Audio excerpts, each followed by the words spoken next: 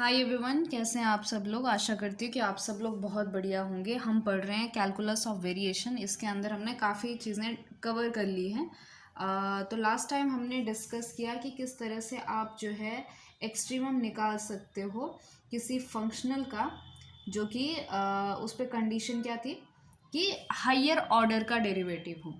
ठीक है ना, यानी कि y dash, y double dash, y triple dash, इस तरह का।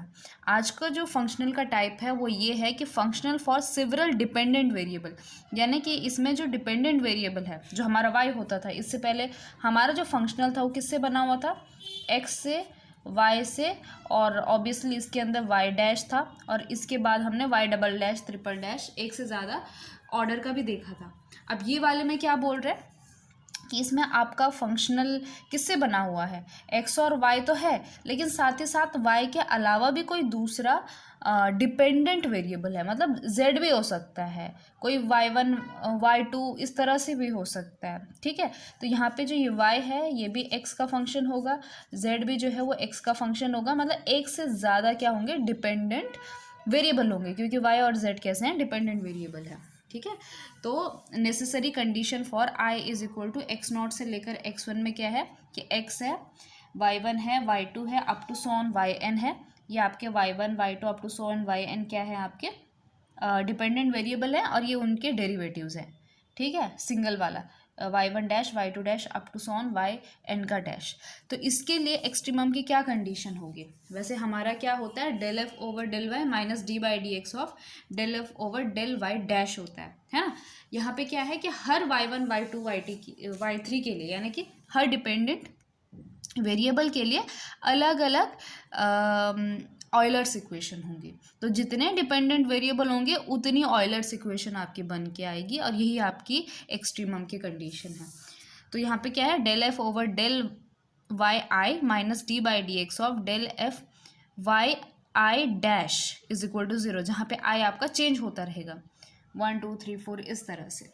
ठीक है, तो पर्टिकुलर केस, फॉर एग्जांपल, अगर आपके जो फंक्शनल है उसमें दो डिपेंडेंट वेरिएबल हैं, वाई वन और वाई टू, तो ऐसे केस में आपका जो फंक्शनल है वो क्या हो गया, f of x y, y two, y one dash, y two dash. तो ऐसे केस में आपके पास दो इक्वेशन आ जाएंगे, और है वही जो ऑयलर्स की कंडीशन है। ठीक है, तो चलिए इसके ऊपर की एग्जाम्पल सॉल्व करते हैं। अब देखिए इस टाइप के क्वेश्चंस को कैसा सॉल्व किया जाए, यानी कि आपका जो फंक्शनल है वो वाई और एक्स, इसमें दो डिपेंडेंट वेरिएबल हैं। तो फंक्शन है आपका 2z(y) minus 2y square plus Y dash का square minus 2z square dx। ठीक है, ए से लेकर बी का है। तो हम सबसे पहले क्या करते हैं कि नेसेसरी कंडीशन फॉर एक्सट्रीमल क्या होगा, नेसेसरी कंडीशन फॉर एक्सट्रीमल क्या होगा, जो हमारा ये है सेकेंड वाली। ठीक है, तो पहले हम क्या निकालेंगे, y के लिए निकालेंगे। तो क्या निकालेंगे, del F over del y minus d by d x of del F over del y dash is equal to zero. ठीक है, तो del F over del y कितना आ जाएगा, ये होगा आपका 2z माइनस 4y और फिर minus d by d x of y dash का कितना आ जा रहा है, 2y dash is equal to zero. अब इसमें 2 कॉमन आ जा रहा है, 2 को निकाल दीजिए बाहर। So it is going to be z minus 2y minus y double dash is equal to zero. अब इसको आप नंबर 1 रख दीजिए। ठीक है, देखते हैं सेकेंड वाली क्या आती है। फिर सेकेंड कंडीशन क्या होगी आपकी, del F over del z, है ना, minus d by d x of del F over del z dash is equal to zero. तो यहाँ पे विथ रिस्पेक्ट टू जेड कितना आ जाएगा, इट विल बी 2y। अब इसमें तो ज़ीरो है, ज़ीरो हो जाएगा, राइट, और minus d by d x of z dash का कितना आ जाएगा, 2z dash is equal to zero. कहने का मतलब ये है, यहाँ पे माइनस साइन भी है तो ये माइनस का प्लस हो जाएगा, है ना। तो ये हो गया आपका z double dash plus y is equal to zero, यानी कि z double dash is equal to minus y actually. ठीक है, चलो इतना लिख देते हैं। ये आपकी हो गई इक्वेशन नंबर 2।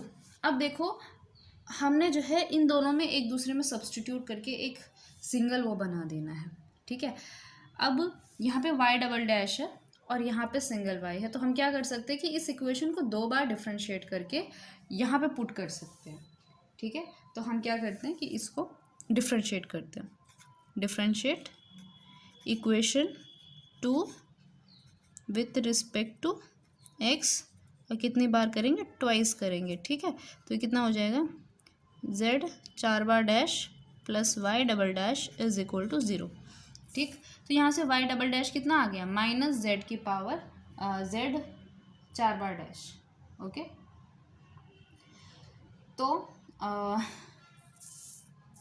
यहाँ पे पुट कर लेते हैं, तो ये कितना आ जाएगा आपका, लेकिन ये करके कोई फ़ायदा नहीं हो रहा है ना, क्योंकि मैं एक काम करेंगे, हम इक्वेशन 1 को करेंगे differentiate with respect to x. Okay, तो देखिए क्या आ जाएगा, ये z डबल डैश आ जाएगा, ये 2y डबल डैश आ जाएगा, ये माइनस 4 बार डैश आ जाएगा इज इक्वल टू 0। अब ऐसा क्यों किया, क्योंकि मेरे पास z डबल डैश यहाँ से निकल सकता है। ठीक है, ओके, तो अब z डबल डैश की जगह आप माइनस वाई रखिए, so it is minus y minus 2y double dash minus y 1 2 3 4 बार डैश इज इक्वल टू 0। तो ये सॉल्व करना अब हमारे पास पॉसिबल है, आसान है ना। ओके, इस चीज़ का आप ध्यान रखेंगे। अब इसको क्या करती हूँ, मैं प्रॉपरली लिख देती हूँ। सो इट इज़ y 1 2 3 4 बार dash plus 2y double dash plus y is equal to equation. अब ये डिफरेंशियल इक्वेशन आ गई है ऑफ ऑर्डर 4। ठीक है, अब इसको सॉल्व कर देंगे। इसका हम बना देते हैं पहले ऑक्सिलरी इक्वेशन। उसके लिए पहले मुझे क्या करना पड़ेगा, d4 plus 2d² plus 1 into Y is equal to 0। So आपकी जो है ऑक्सिलरी इक्वेशन क्या हो जाएगी, m की power 4 plus 2m² plus 1 is equal to 0। तो ये किसका इक्वेशन बन जा रहा है, m² प्लस 1 होल स्क्वायर का, m² plus 1 whole square is equal to 0। तो m² plus 1 is equal to 0, so m is equal to plus minus iota. तो m का वैल्यू आ रहा है प्लस माइनस आइटा, क्योंकि स्क्वायर है तो एक और जोड़ी आ जाएगी इसकी। ठीक है, तो हमारा जो y है वो क्या आ जाएगा, y इज इक्वल टू, अब इसमें क्या आ गए, रिपीटेड रूट्स आ गए, है ना। सो it is c1 plus c2x into cos x plus c3 plus c4x into sine x. ठीक है, अब देखो ये तो आ गया हमारे पास क्या, y, और इसमें y और z दो कर्व्स हैं। ठीक है, तो अगर इसमें एक्सट्रीमल निकालना है तो इसमें दो कर्व्स आएंगे। एक तो y तो हमने निकाल दिया, अब हमें z का भी निकालना है। ठीक है, z के लिए हमें क्या करना पड़ेगा कि क्योंकि हमारे पास y है और z के बीच का रिलेशन है कि आपका जो z है कहाँ से, यहाँ से, कि वो z किसके बराबर है, 2y plus y double dash के, है ना। वी नो कि z is equal to 2y plus y double dash. ठीक, तो यहाँ से आप क्या निकाल सकते हो, z का वैल्यू निकाल सकते हो। तो एक तो y हो जाएगा, y को हमें 2 बार क्या करना है, डिफरेंशिएट करना है। तो सबसे पहले सिंगल बार करोगे तो कितना आ जाएगा, इट इज़, अब इस पर लगेगा चेन रूल, है ना। तो चलिए करते हैं इसको लंबा सा, c1 plus c2x cos x का आ जाएगा माइनस साइन एक्स, फिर c2x का हो जाएगा c2 और cos x. Same here c3 plus c4x into cos x plus c4 into sine x. ठीक है, और इसका y डबल डैश कर दो तो कितना आ जाएगा, इसको करेंगे फिर से चेन रूल के हिसाब से ना, तो ये आ जाएगा आपका साइन का आ जाएगा cos minus c1 plus c2x into cos x, फिर c2 का आ जाएगा माइनस c2 साइन एक्स, फिर ये हो जाएगा आपका माइनस c2 साइन एक्स, यहाँ पे हो जाएगा आपका minus c3 plus c4x into sine x और प्लस C4 cos x और यहाँ पे आ जाएगा प्लस C4 sin x। ठीक है, ये आ गया आपका y डबल डैश। तो ये क्या बन जा रहा है आपका, इसको अच्छे से लिखेंगे, देन इट इज़ ये 2 बार आ गया, ये भी 2 बार आ चुका है, तो ये माइनस माइनस कॉमन भी आ सकता है, तो योर z इज़, ये हो गया -c1 + c2x into cos x, ये 2 बार -c2 sin x, ये -c3 + c4x into sine x, और ये है +2c4 cos x। एक मिनट, मैंने क्या किया, c4 sin x को भी तो डिफ्रेंशिएट करना था ना, तो c4 cos x। ठीक है, अब इसको डालते हैं इसमें z में, तो z किसके बराबर आ रहा है, 2y और y डबल डैश को ऐड करना। ठीक है, ठीक है, तो 2y यानी कि इसको हम 2 से मल्टीप्लाई करेंगे, तो ये हो जाएगा 2c1 + c2 x cos x, 2 into c3 + c4 x sin x, और इसको करेंगे तो एक एक तो कैंसिल हो जाएगा, मतलब 2 में से एक चला जाएगा तो पॉजिटिव वाली टर्म बच जाएगी, तो ये बचेगा आपका, इसमें हमने ऐड कर देना ना y डबल डैश में, तो c1 + c2x into cos x. ठीक है, अब ये प्लस में है, ये माइनस में है, तो एक बच जाएगा, 2 में से एक जाएगा, तो c3 + c4x into sine x. ठीक है, अब बाकी ये 2 तो एज इट इज़ लिखे जाएंगे, तो -2c2 sin x + 2c4 cos x। ठीक है, और ये आपका क्या है, z है। तो इस तरह से आपके 2 एक्सट्रीमल आ गए। ठीक है, जितने डिपेंडेंट वेरिएबल उतने आपके एक्सट्रीमल, एक ये और एक ये। चलिए let move toward second question.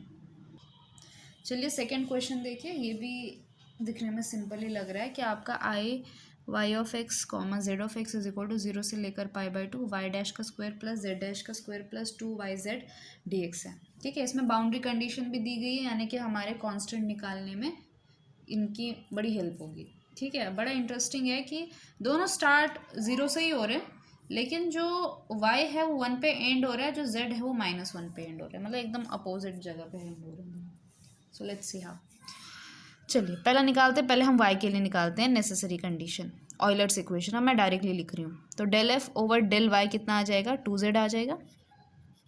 ठीक है, फिर -d/dx ऑफ ∂f/∂y डैश यानी कि 2y dash is equal to 0, यानी कि आपका क्या हो गया, z minus y double dash is equal to 0, ये एक बन गया। ठीक है, विथ रिस्पेक्ट टू z के लिए करेंगे तो 2y ∂f/∂z आ जाएगा, 2y minus d/dx of z dash का हो जाएगा 2z dash is equal to 0, यानी क्या, y minus z double dash is equal to 0। This is your equation number 2। Okay, अच्छा, तो अब हम क्या करेंगे, वही चीज़ करते हैं। अब इसमें क्योंकि आप जो है किसी को भी डिफ्रेंशिएट कर लो, या तो इसको 2 बार कर लो या तो इसको 2 बार कर लो, सेम ही बात है। ठीक है, तो हम इक्वेशन नंबर 1 को डिफ्रेंशिएट करते हैं। So differentiate equation number 1 with respect to x twice. ठीक, तो कितना हो जाएगा, z डबल डैश माइनस ये हो गया 4 बार dash is equal to 0, z double dash की जगह आ जाएगा y माइनस y 4 बार dash is equal to 0। This implies कि d4 minus y into d4 minus 1 into Y is equal to 0।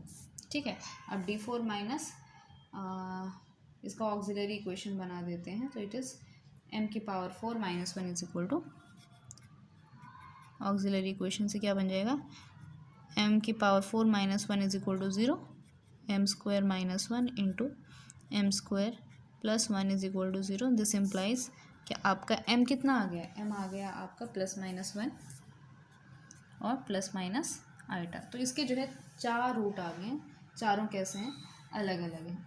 ठीक है, सो आपका जो कॉम्प्लीमेंट्री फंक्शन है, क्योंकि इसमें पर्टिकुलर इंटीग्रल की कोई बात ही नहीं आ रही, क्योंकि इस साइड ज़ीरो ही आ रहा आपका, है ना। So your y is coming c1 e की power x plus c2 e की power minus x plus c3 cos x plus c4 sin x। ठीक है, अब ये आपका y है और हमें क्या निकालना है, z निकाल देना है। और z किसके बराबर है, z is equal to Y double dash. So मुझे इसको क्या करना पड़ेगा, दो बार डिफ्रेंशिएट करना पड़ेगा। सो y डैश कितना आ जाएगा, c1 e की power x minus c2 e की power minus x minus c3 sin x plus c4 cos x। दोबारा कीजिए इसको, y डैश आ जाएगा आपका, क्या है ये नीचे, c1 e की power x plus c2 e की power minus x minus c3 cos x minus c4 sin x। So your z is, this is what your z is, c1 e की power x plus c2 e की power minus x minus c3 cos x minus c4 sin x। अब हमने z भी निकाल दिया और किधर गया वो y, ये y भी निकाल दिया। ठीक, अब हमारा काम क्या है कि अब हम c1 c2 c3 की वैल्यू निकालनी है। तो कंडीशन लगा देते हैं सबसे पहले, y of 0 is equal to 0 and y of pi by 2 is equal to 1। So y of 0 यानी क्या कि 0 इज इक्वल टू e की पावर 0 1 यानी कि c1 plus c2 cos 0 is 1, so it is c3। ठीक, ये 0 हो गया। Y of pi by 2 is 1, तो 1 इज इक्वल टू कितना आ जाएगा, और यहाँ पे कितना आ जाएगा, c1 e की power pi by 2 plus c2 e की power minus pi by 2। Pi by 2 पर कॉस तो 0 हो जाएगा, प्लस c4 इंटू 1। ठीक है, और अब निकालते हैं z के लिए। तो z के लिए हमारा क्या आ जाएगा, z ऑफ 0 इज़ 0, तो 0 इज इक्वल टू, यहाँ पे रखिए आप, तो it is c1 plus c2, ये रखोगे 0 तो माइनस c3, ये 0 हो जाएगा। फिर पाई बाई 2 के लिए कितना है, माइनस 1 है, तो minus 1 is equal to pi by 2 के लिए c1 e की power pi by 2 plus c2 e की power minus pi by 2 cos pi by 2 is 0 minus c4। ठीक है, अब इन सब को सॉल्व करके आपने क्या कर देना, c1 c2 की वैल्यू निकाल देनी है। एक चीज़ तो यहाँ से कंफर्म हो जा रही है कि अगर मैं इसको ऐड करती हूँ इन दोनों को, है ना, तो यहाँ से क्या निकल जा रहा है हमारा कि c1 plus c2 is equal to 0। कैसे, दोनों को ऐड करोगे तो 2c1 प्लस c2 ब्रैकेट के अंदर इज इक्वल टू 0, 2 वहाँ चला जाएगा, तो c1 plus c2 is equal to 0। और इन दोनों से क्या निकल जा रहा है, इन दोनों को भी ऐड करेंगे तो ये तो कैंसिल हो जा रहा है, ये तो 0 बन जा रहा है, तो यहाँ से ये हो जाएगा आपका c1 e की power pi by 2 plus c2 e की power minus pi by 2 is equal to 0। लेकिन यहाँ से c1 तो माइनस c2 के बराबर है, तो ये c1 e की पावर पाई बाई 2, यहाँ पे माइनस c1 e की power minus pi by 2 is equal to 0। तो c1 कॉमन निकाल दीजिए आप, तो आपका क्या हो जाएगा, ये यहाँ से आ जाएगा आपका, ये हो जाएगा 1 e की पावर पाई बाई 2, है ना, और ये दोनों फिर मल्टीप्लाई में आ जाएंगे, तो pi by 2 plus pi by 2 इस e की power pi minus 1 is equal to 0, ऐसा आ जाएगा। ये नीचे का e का पावर पाई बाई 2 उधर लेके चलेंगे। अब e की पावर पाई माइनस 1 जो है वो कुछ आंसर आएगा इसका, है ना, क्योंकि e की पावर पाई जो है वो 1 तो नहीं है, यहाँ पे e की पावर आइटा पाई नहीं है, है ना, ये e की पावर पाई है, यानी कि e अपना कांस्टेंट है और पाई जो है वो 3.14 वगैरह है, तो ऑब्वियसली इसका आंसर 1 तो नहीं है, मतलब ये पार्ट कभी भी 0 के बराबर नहीं होगा। ठीक है, अगर ये दो नंबर का मल्टीप्लिकेशन 0 है तो उनमें से किसी एक को तो 0 होना ही पड़ेगा, है ना, तो ये तो 0 नहीं है। दिस इम्प्लाइज कि आपका c1 क्या है, 0 है, और c1 0 तो इसका मतलब c2 भी क्या है, 0 है। c1 c2 0 है, इसका मतलब c3 भी 0 है, क्योंकि 0 plus 0 plus C3 is equal to 0। So this implies कि C3 भी आपका क्या है, 0 है। अब देखते हैं कहीं C4 भी 0 ना निकल आया है ना।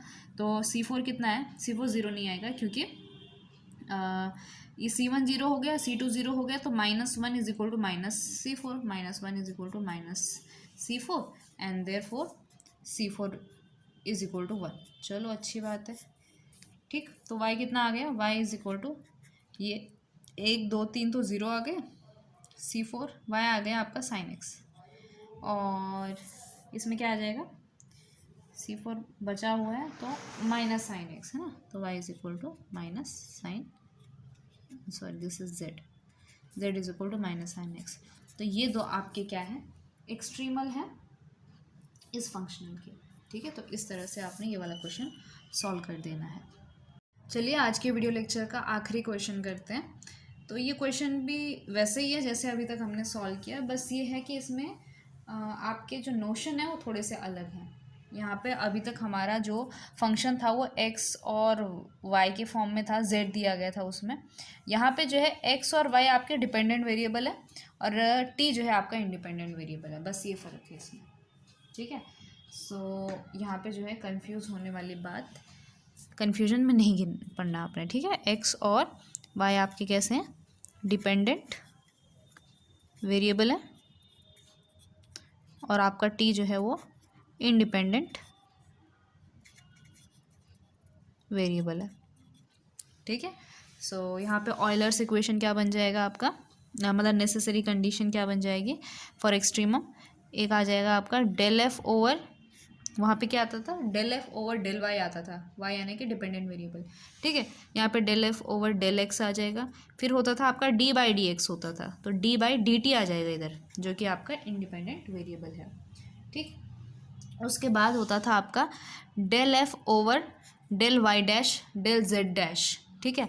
यहाँ पे ये क्या है, d t d x by d t है, तो इसको हम डिनोट करते हैं यहाँ पे d x by d t को एक्स डॉट, जैसे हम फिजिक्स में करते थे ना, और d y by d t को हम करते हैं वाई डॉट, डॉट यानी कि विद रिस्पेक्ट टू टी इसको डिफ्रेंशिएट किया गया है। So del F over del x dot आ जाएगा विच इज़ इक्वल टू 0, और दूसरे केस में डेल एफ ओवर दूसरा डिपेंडेंट वेरिएबल क्या है, y, so del y minus d by d t of del F over del y dot is equal to 0। तो ये दो आपकी क्या है, ऑयलर्स की इक्वेशन है, ठीक है। चलिए तो निकाल देते हैं इसको, del F over del x कितना आ जाएगा, ये 2 minus d by d t of ये आ जाएगा आपका del F over del x dot, यानी कि ये है आपका एक्स डॉट का स्क्वायर, तो 2x डॉट आ गया ये 0, ठीक। यानी क्या कि आपका जो है 2 minus x double dot is equal to 0, ठीक है। ये आपकी क्या है, पहली इक्वेशन आ गई है, ओके। फिर अब सेकंड वाले को करते हैं। आपका सेकंड वाला क्या है, ये सॉरी यहाँ पे 2 भी है ना मल्टीप्लाइड में, तो ये x double dot is equal to 1 आ गया। फिर सेकंड करते हैं आपका विथ रिस्पेक्ट टू y, तो del F over del y तो इसमें है नहीं, यानी कि वो आ जाएगा 0 minus d by d t of del F over del y dot, यानी कि 2y dot is equal to 0, तो ये हो जाएगा आपका y double dot is equal to 0। तो एक ये आ गया, एक ये आ गया। तो इसको तो सॉल्व करना बड़ा आसान है, क्योंकि ये क्या बन जा रहा है, अब आपने दोनों में कोई वो नहीं करना है, किसी को किसी में सब्सटीट्यूट नहीं करना है। ये हो गया आपका d2x by d t square is equal to 1, यानी कि आपने इसको 2 बार इंटीग्रेट कर देना है। सो इंटीग्रेटिंग, ठीक है, 2 टाइम्स, तो क्या आ जाएगा ये x इज इक्वल टू, पहली बार करोगे तो ये बन जाएगा आपका कितना t बाई, चलो एक एक करके करते हैं ना, तो पहली बार करोगे तो ये हो जाएगा t प्लस c1, और फिर से करेंगे तो x is equal to t square by 2 plus c1 t plus c2, ठीक है। और रही बात यहाँ पे y डबल डॉट की इज इक्वल टू 0 है, इंटीग्रेट करोगे विथ रिस्पेक्ट टू t, तो ये कितना आ जाएगा, ये हो जाएगा आपका पहली बार में C1 हो जाएगा, dy/dt हो जाएगा C1, और y हो जाएगा आपका C1t प्लस C2। अब क्योंकि यहाँ पे वो ले लिया तो ये डैश कर देंगे, ठीक है। ओके, अब हमने जो है इनका वैल्यू निकाल देना। वैल्यू कहाँ से निकालोगे आप? इन कंडीशन को डालकर। तो पहले जो है x 0 इज इक्वल टू 0 रखते हैं, तो t की जगह 0 रख दीजिए, तो C2 आ जाएगा आपका 0, ठीक है। और फिर y के लिए अगर मैं 0 रखूँ तो ये हो जाएगा C2 डैश हो जाएगा 0, ठीक। फिर इसके अलावा अगर मैं 1 रखती हूँ, x ऑफ 1 कितना बता रहे हैं? 1.5 किसके बराबर हो गई? कहाँ गए हो? x यहाँ पे रखूँगी मैं 1, तो C2 तो 0 हो गया, तो यहाँ पे 1 रख देती हूँ, तो ये हो जाएगा आपका 1/2 प्लस C1, है ना।